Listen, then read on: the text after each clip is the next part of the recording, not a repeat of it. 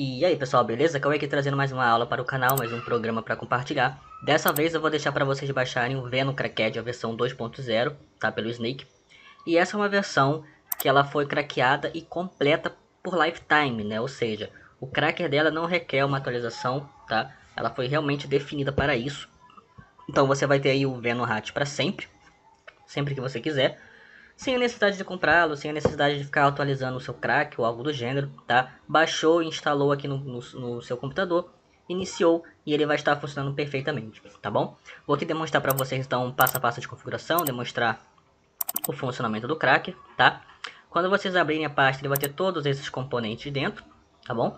E vamos ter então aqui o Venom Remote Crack, tá? Vamos executá-lo. Esse crack é de 2021, tá? Ele foi por volta de março, ou meio do ano mais ou menos, tá? É um crack recente. Na verdade é o crack mais recente do Venom Hat atualizado. E temos aqui então ao iniciar o sistema de login, tá? Do Venom. Não vamos alterar nada aqui, tá bom? Deixem do jeito que está e clicamos em login.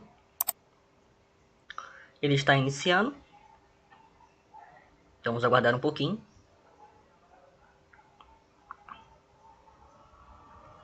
Ele demora um pouco a inicialização dele, é normal, tá? Apenas aguarde um pouco que ele está fazendo todo o procedimento de crack e inicializando. E como vocês podem ver, já temos aqui o Venom Remote Control, né? Aqui está os créditos de quem fez o crack do software, tá? E a primeira coisa a fazer aqui, pessoal, como vocês podem ver aqui no canto direito, ó, usuário, registro expire, não tem data de expiração, ou seja, é um cracker lifetime. Você vai poder usar o Venom Hat pro tempo que você desejar, tá bom? A primeira coisa a fazer é clicar nesses cantinhos aqui no canto esquerdo. Como vocês podem ver, tem algumas opções aqui. Por causa do crack ele ficou meio difícil de enxergar, mas aqui no canto esquerdo tem algumas opções que você pode clicar. Nessa chave de fenda é a opção de configuração de porta, né? Configuração de host, onde você vai setar então a sua conta no IP ou a sua conta de DNS, tá? E para vocês configurarem aqui é muito tranquilo. Vamos clicar em Start Listing, tá? Para ele dar um listing na porta.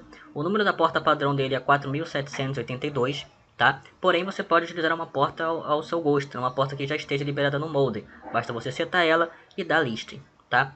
Aqui embaixo, Host e User Pass é onde vamos configurar o nosso host. Habilitamos aqui, ó, Enable no IP DNS Updater, tá? E aqui então colocamos o nosso host .ddns.net, tá? Seja a extensão que você esteja a usar no IP, tá? Coloque o seu endereço de host aqui. Usuário seria então o seu endereço de e-mail que você usou para criar a conta no IP. Tá bom? Colocamos o seu e-mail. E a password é uma password que você usou para criar a conta no site do IP, tá bom? Coloquem os seus dados completos aqui, coloquem o seu host, seu e-mail e a sua password, tá? Aqui tem algumas outras opções, como começar o listing no startup, eu habilito também, tá? Que toda vez que você iniciar o Venom, ele vai automaticamente configurar o builder e dar o início ao seu host e a porta que você selecionou, tá? Ele tem suporte a IPv6, tá? Você pode mostrar algumas opções aqui, habilitar o PNP, tá? Algumas outras coisas aqui que normalmente não fazem muita diferença. Notificação de conexão, que seria aquele pop-up no canto direito inferior, tá? Porém, o fundamental é vocês deixarem o auto listing e habilitar o no IP updater, tá bom? Feita essa configuração, você clica em Save, tá? Ele já salva tudo certinho, beleza? Vamos então para a parte de configuração do servidor. Porém, antes, se vocês clicarem aqui na primeira opção, ele te dá uma opção de Builder e uma opção de Downloader, tá? Aqui você pode então carregar outro programa para dar join no seu server. Eu não uso muito, principalmente se você for criptografar o servidor com o crypter. Você não pode passar um crypter num server que esteja juntado com outro programa, tá bom? Então essa opção aqui não usem se vocês forem aplicar um crypter no servidor, tá? Porém, vocês podem utilizar o downloader, né? O downloader seria você adicionar um arquivozinho aqui dentro, tá bom? E toda vez que esse servidor for executável, ele ia começar a fazer download de um programa que você colocou aqui, né? De uma URL que você colocou aqui. Então o Trojan ele já tem incluído Binder e Downloader junto, tá? Temos aqui as opções de configuração, você pode compressar o file com PX, tá? Encriptografar os arquivos, fazer aqui a descrição dele, alterar o ícone, tá? E vocês vão logo em pós em Build, clicam em Build, ele faz então a compilação desse Binder aqui, tá bom? Ele vem integrado o Binder, vem integrado o Download, só por curiosidade, se vocês quiserem usar, ele tem isso integrado. Vamos clicar aqui na terceira opção. E aqui temos então o painel de criação do server, tá? Todas as opções vêm desmarcadas, então você tem que marcar. Vamos habilitar aqui o Enable Install, tá? Temos a opção de desabilitar o Windows Defender, tá bom? E habilitamos o Enable Startup, tá bom? O Anti-Kill vocês podem habilitar também, que ele evita que o servidor seja excluído facilmente, é como se fosse um processo de persistência, tá?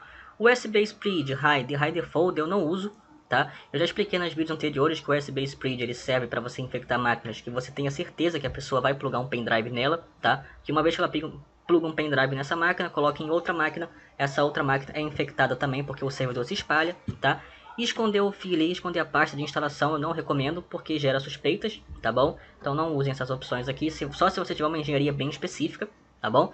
O Mutex devemos sempre gerar, sempre explico isso no vídeo, porque senão você cria um servidor similar ao outro, tá?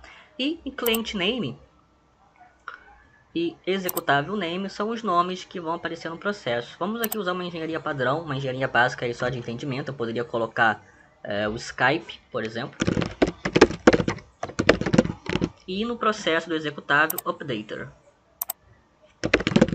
Eu sempre uso a engenharia do Skype porque é uma engenharia muito clichê, muito padrão e fácil de entendimento, mas é claro que vocês vão colocar o client name e o nome do executável de acordo com aquela engenharia que você está utilizando, seja um programa de jogo, um programa que você vai juntar um outro, enfim, qualquer outra engenharia, coloquem aqui o nome e o nome do executável que vocês querem aí fazer da engenharia. O subdiretório, pessoal, aqui vocês têm que, se vocês quiserem, criar aí uma configuração a gosto, né? Aqui, por exemplo, embaixo aqui na instalação, o local de instalação, ele vai se instalar nesse caminho aqui, né? Caso eu tenha habilitado o App Data. Mas no caso, eu recomendo vocês habilitarem o System, tá? Porque assim ele se injeta dentro do System 32 do sistema. Se você quiser criar uma pasta dentro da System 32, você define aqui. Só que na System 32 em específico, você não vai conseguir criar um diretório a não ser que a máquina tenha acesso aos administradores, tá?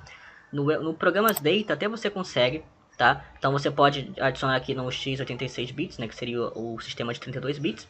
E aqui você definiu um diretório específico, então ele ficaria dentro desse caminho, tá? Programas files, ficaria o updater.exe, né? E eu poderia criar um caminho Skype, né? Ou seja, eu ficaria dentro do programa files, barra, a pasta que eu adicionei aqui, que seria Skype, barra o nome do meu arquivo, updater.exe, tá bom? Mas eu, por segurança, ainda prefiro mandar o servidor direto para System 32, que é mais difícil de ser localizado, mais difícil de ser removido, tá bom?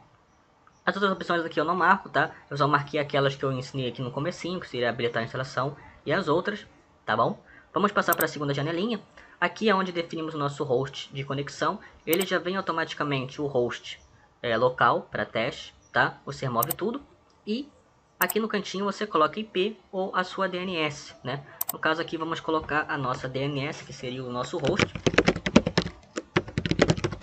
Seja com o DNS.net ou seja o .org, tá? Você coloca o seu host aqui em cima, o número da porta que você colocou, tá? A password e o tempo de conexão não alterem e adicionar, tá bom? Ele ficaria desse jeito, o seu host, 2 pontos, o número da porta que você listou. Vamos na segunda configuração. Aqui eu não recomendo vocês fazerem nada, Enable Assembly e o Enable Troca de ícone, porque aqui, uma vez que você compilar o servidor e passar o crypter, ele vai mudar as alterações, né? Vai mudar o ícone de acordo com o ícone da stub, vai mudar as informações, tá? Então aqui eu não recomendo vocês usarem. Você pode até ficar gerando aqui para pegar uma informação específica, né? Você passar essa informação aqui para o seu servidor criptografado, né? Fazer uma engenharia do VLC, enfim. Mas compilar diretamente com essas opções não recomendo. Como eu disse, passando o crypto, as alterações alteram para as configurações da stub, tá bom? E aqui a parte então de Keylog Builder, né? Podemos aqui habilitar o nosso Keylog, tá?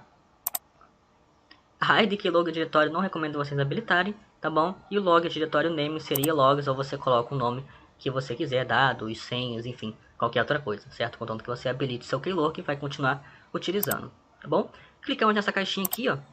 Ele então vai fazer a compilação do meu server. Eu vou salvar como vendo aqui na área de trabalho, tá? Ele faz a encriptação do servidor, encriptado com sucesso. E agora ele está fazendo o build da forma que eu fiz, build feito com sucesso, tá, pessoal? E basicamente é isso, tá bom? Notem que ele tem um pequeno erro aqui no caso do crack, como vocês podem ver aqui, ó, build, ele está fazendo o building do meu servidor, né? Vocês têm que esperar um pouquinho, tá bom? Porque às vezes o servidor demora para ser gerado no ambiente de trabalho. Isso aqui é um pequeno erro do crack, tá? Ele dá a mensagem de build feito, porém ele demora um pouco mais para fazer a compilação, tanto que eu posso fechar o painel de build, eu posso salvar as configurações que eu fiz, tá? vocês podem ver que ainda o servidor não foi compilado, mas ele vai ser compilado depois de uns segundinhos, tá? Depois de uns segundinhos de pronto, ele vai ser compilado no nosso servidor. E basicamente é essa configuração, pessoal. O Venom Hat aí é um Trojan que vocês teriam que eventualmente comprar, né? É um Trojan até bem um pouco caro. Porém, esse ano ele foi feito um crack e ele foi disponibilizado para ser lifetime. Ou seja, você pode baixar o Trojan, pode iniciar, pode continuar utilizando, tá bom? Como vocês podem ver aqui agora, no ambiente de trabalho, o meu servidor foi compilado com sucesso, né? Foi o que eu mencionei. Vocês têm que esperar um pouquinho, dar uns segundinhos a mais para ele terminar de fazer a compilação do seu server. Está aqui, ó. Apenas agora teria que passar um crypto, fazer uma engenharia, trocar o ícone, tá? E passar esse servidor para as pessoas. Tá bom, pessoal? Mais pra frente eu devo abordar um pouco mais o Venom Hat, trazer demonstração de opções dele, tá? Mas basicamente a configuração é essa, tá bom? Disponibilizando para vocês baixarem a versão completa do Venom Hat, tá bom? Se você gostou do vídeo, deixa o like, tá? E lembrando, se você quiser um crypter privado, tanto para o Venom Hat ou para outros Trojans, eu estou oferecendo criptas à venda e também o nosso curso de programação de criptas, tá bom? Vou ficando por aqui, um grande abraço do Cauê e até o próximo.